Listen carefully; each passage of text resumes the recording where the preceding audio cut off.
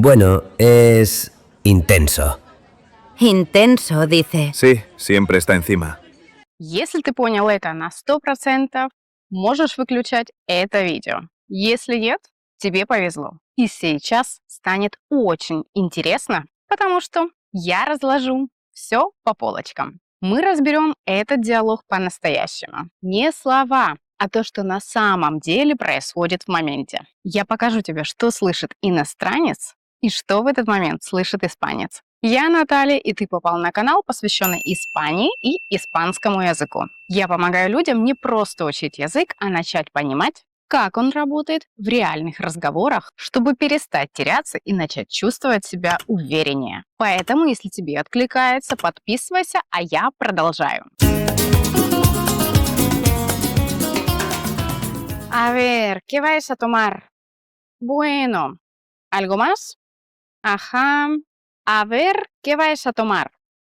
Иностранец слышит: посмотрим, что вы будете брать. Перевод дословный, и мозг воспринимает как сейчас что-то будут смотреть. Но что происходит на самом деле? В Испании a ver – это дискурсивный маркер, а не глагол смотреть. Это не действие, это сигнал начала взаимодействия. Это примерно как в русском «так», «ну что», «давайте». Грамматически это инфинитив глагола «смотреть», но функционально это устный переключатель. Здесь важно понимать, что в разговорном испанском многие формы теряют буквальное значение и становятся рациональными маркерами. Bueno. Что слышит иностранец? Хорошо или ну? И в его голове начинается анализ. Это согласие?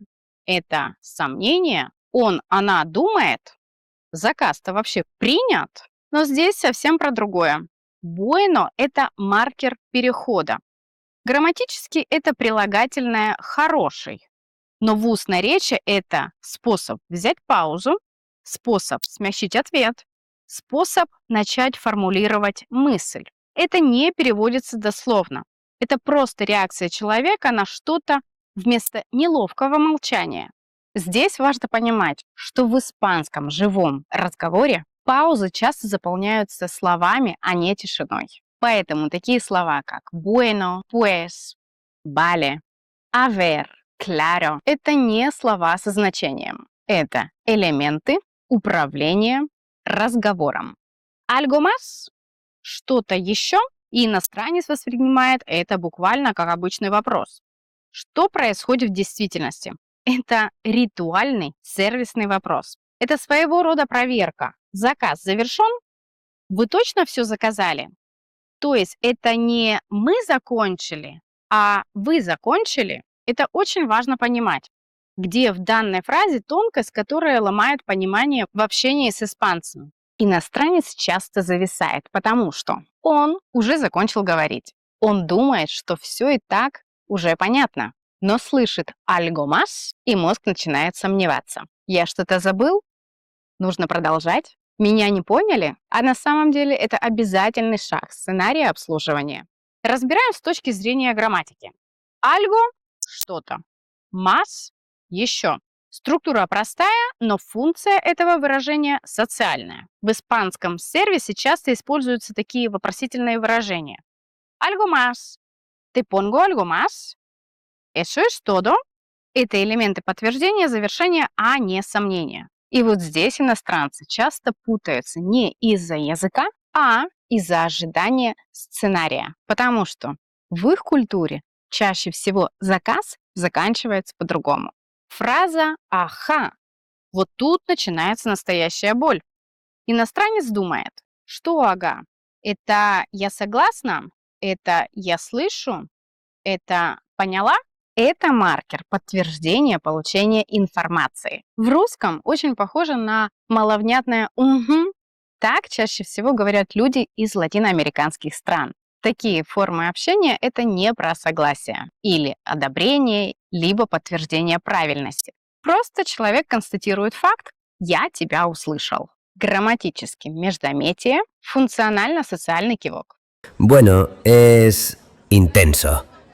Intenso, dice. Sí, siempre está encima. Bueno es intenso. Что слышит иностранец? Ну, он интенсивный. И все. Перевод сделан. Мозг доволен. Что происходит на деле? Bueno, пауза плюс смягчение. Es intenso. Это избегание прямой критики. В испанской культуре часто не говорят es pesado, es insoportable. Говорят намного мягче. Своего рода способ критиковать, не звуча при этом агрессивно. Intenso dice.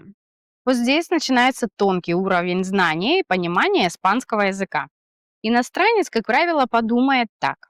Интенсивный говорит. И он теряется. Кто говорит? Зачем? А на самом деле это ироническое отражение. Повтор в испанской речи часто используется как легкая насмешка, дистанцирование. Ну да, конечно. Когда человек повторяет слово собеседника intenso dice, это значит ну да, интенсивный. Ты очень мягко сказал. Мы понимаем, что это не просто интенсивный. Повтор со стороны собеседника – это маркер оценки. Реакция на чужую формулировку. Следующая фраза. «Я» – самое опасное слово, хотя на первый взгляд кажется таким безобидным. Что слышит иностранец? Уже. И начинается паника. Что уже? Что вообще произошло? И что я пропустил? Давайте разбираться. В устной речи «я» – это не «уже». Опасно оно тем, что все зависит от интонации, как оно будет сказано. Ведь не то же самое, если его сказать спокойно, тогда оно будет означать «это». Я понимаю, я в курсе, мне знакомо это ощущение. А совсем другое. Сказать это раздраженно с целью задеть человека, тогда это будет означать стопроцентный сарказм, либо даже насмешка над собеседником, либо затронутой темой. В контексте из диалога es intenso я это звучит «да, понимаю, о чем ты». Здесь не согласие, не подтверждение факта, а сонастройка. Если вы не прослушивали тот диалог, о котором мы сегодня говорим, настоятельно советую. После этого разбора перейти по ссылке, которую вы видите сейчас на экране, либо также я ее оставлю в описании под видео, и прослушать тот диалог до конца. Это замечательная практика испанского языка. Другое слово, которое часто сбивает с толку неопытного собеседника на испанском языке. Слово claro. Дословно это переводится как светло, чисто, понятно. А в действительности это чаще всего означает «конечно». Здесь claro – это подтверждение логики, поддержка, констатация мысли, что это очевидно. Но будьте аккуратны, потому что это слово опасно тем, что все зависит от интонации, с которой это было сказано. Потому что данное подтверждение может быть искренним, раздраженным, а может быть даже ироничным. Пример. Claro. Ну, естественно, с легкой паузой и легким таким выдохом. И вот здесь начинается самое интересное, потому что такие слова в испанском редко существуют сами по себе. Они всегда всплывают в реальных ситуациях. Давай я покажу тебе 3 жизненных момента. Без теории, просто как это звучит. Сценка 1. Работа. Представь, что ты на работе. Кто-то осторожно говорит intenso. Слово intenso звучит нейтрально, но интонация уже подсказывает, что человек выбирает формулировку, а второй отвечает. Intenso dice я. Claro. Смотри, что происходит. Первый человек не хочет говорить резко. Второй это понимает и повтором показывает. Мы оба знаем, что это мягко сказано. А я и claro – это не согласие, это намек собеседнику. Я считываю контекст и понимаю, о чем ты говоришь. А теперь представь разговор с подругой. При этом давай заменим слово intenso на другое слово. Tu ex es especial. Это красивое слово, переводится оно как особенный. Но в такой интонации это уже не комплимент. Ответ в данной ситуации мог бы быть тоже повтор предыдущей фразы. Especial dice. Ya, claro. Здесь никто ничего напрямую не сказал, но оба человека понимают, что речь не об особенной черте характера, а скорее всего напротив, о его сложном, тяжелом характере либо поведении. Здесь повтор – это как легкий взгляд в сторону, ну да, конечно, особенный. Вот как бы это было, если бы ситуация повторилась в семье. Кто-то говорит «Tu hermano es diferente». Опять очень аккуратная формулировка. А в ответ звучит «diferente dice». Я. Claro. Это не обсуждение слова «разный». Это подтверждение общего понимания ситуации. Это почти невербальный диалог, только через интонацию. И вот если ты переводишь только лексику, ты слышишь нейтральные прилагательные. А если ты слушаешь интонацию и реакцию, ты слышишь оценку происходящего. В испанском очень много смысла живет именно здесь. В повторе, в паузе, в легком «я». Поэтому советую обращать внимание именно на такие маленькие детали. А теперь фраза, которую иностранцы почти никогда не распознают как позицию. Hombre, tal y como está el mercado. Что слышит иностранец? Он цепляется за слово hombre. Мужчина дальше слышит, как рынок стоит, и мозг начинает искать структуру. Где вывод? Чем закончилась мысль? И вот здесь происходит сбой, когда ты пытаешься понять и быстро ответить, что происходит на самом деле. Эта фраза почти никогда не используется ради информации.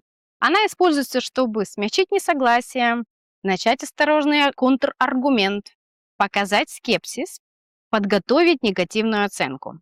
Омбре – это не мужчина в данной ситуации, это эмоциональный маркер. Он может означать «ну слушай», «понимаешь», «давай честно». Все решает интонация. Также слово «меркадо» – «рынок». Многих сбивает с толку, потому что причем вообще во всем этом диалоге рынок? И почему они в этот момент обсуждают мужа подруги? Испанцы очень часто используют выражение, как бы размышляя вслух о реальном положении вещей. И данная формулировка отлично подчеркивает, как это можно сделать красиво и по-настоящему непринужденно. Подчеркивая, что у вас в запасе тоже есть пара-тройка таких вот разговорных фраз. А теперь главное – незавершенность. Обрати внимание, фраза часто остается недосказанной. «Hombre, tal y como está el mercado», и человек может вообще не закончить мысль. Почему? Потому что вывод уже понятен всем участникам разговора. Это коллективный контекст. Никто не говорит, потому что работу найти сложно. Это уже подразумевается в процессе обсуждения. Давайте посмотрим на примере таких ситуаций. Представь, что человек говорит «Creo que debería cambiar de trabajo». «Hombre, tal y como está el mercado». И все, никто не продолжает. Смысл: сейчас не лучшее время для резких решений. Без прямого запрета, без давления, без «не делай этого». Просто одна мысль вслух, и всем все понятно. Давай поверхностно рассмотрим грамматический момент данного высказывания. Tal y como – усилительная конструкция. Буквально таким образом, как и так далее. Используется для акцентирования обстоятельств. Используя это, мы обозначаем рамки и даем свое мнение относительно чего-то, хотя оно и не прямое. Что здесь важно понять? Иностранец ждет законченной мысли. Испанец слышит направление этой мысли. Это два разных способа воспринимать речь на иностранном языке. А вот еще пример, очень короткий. Eso dicen. Что обычно думают иностранцы, когда слышат такое? Это говорят. И снова перевод логически правильный, но непонятно кто, почему, он согласен или сомневается. На самом деле, сказав данную фразу, человек показывает свое дистанцирование от утверждения. Он как будто говорит: так говорят, но я лично этого не подтверждаю. Это способ не брать позицию, не вступать в спор, не подтверждать факт напрямую. Это тонкий социальный маневр, чтобы уйти от высказывания личного мнения.